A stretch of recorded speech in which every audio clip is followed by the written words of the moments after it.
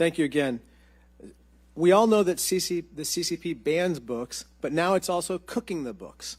Take real estate. According to government figures, new home prices have slipped just 2.4%. That's according to the CCP. But data from private sources tell a different story.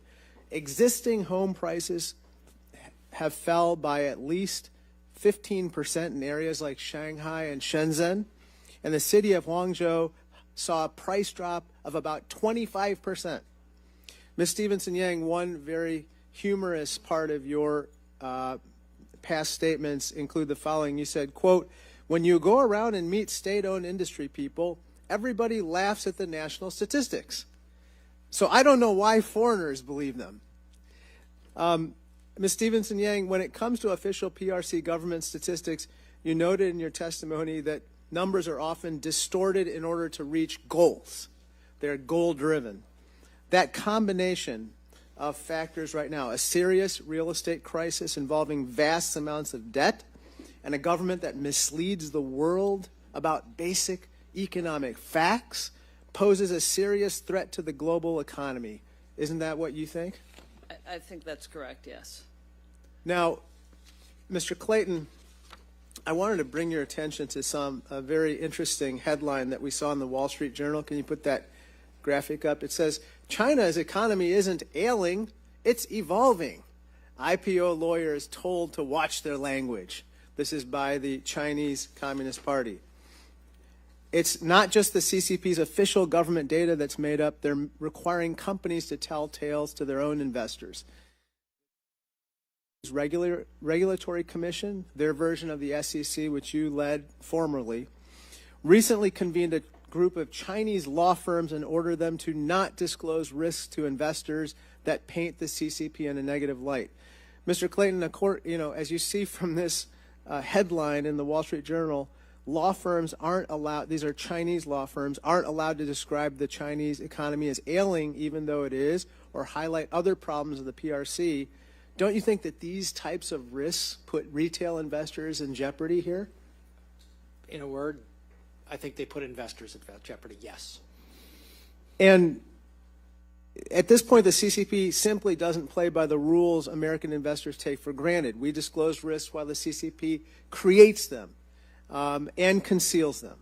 We value human rights while the CCP violates them and then expects us to fund those very companies facilitating those violations, which I pointed out before. Now, Ms. Stevenson-Yang, the implications of CCP financial censorship don't end with what we just discussed. It appears that the CCP is even creating a quote-unquote digital RMB, a state-backed cryptocurrency that will allow Beijing to track every transaction and block any transaction the CCP doesn't like. It's almost like they're able to censor transactions in addition to censoring bad information. So, Ms. Stevenson-Yang, you've said, quote, the digital RMB profiles will be shared with security agencies and they will inform so-called social credit scores. First of all, what is a social credit score? Tell us all what that means. It's basically the same as a credit score in the U.S., except it includes a much broader set of criteria about political reliability and past mistakes and things like that. It's like an Orwellian kind of assessment by the CCP of your worth in China. It's like your social credit score. And so the digital RMB is going to help to, quote unquote, inform your social credit score in China. And so I think it poses a real threat to privacy and human rights in the PRC. What do you think?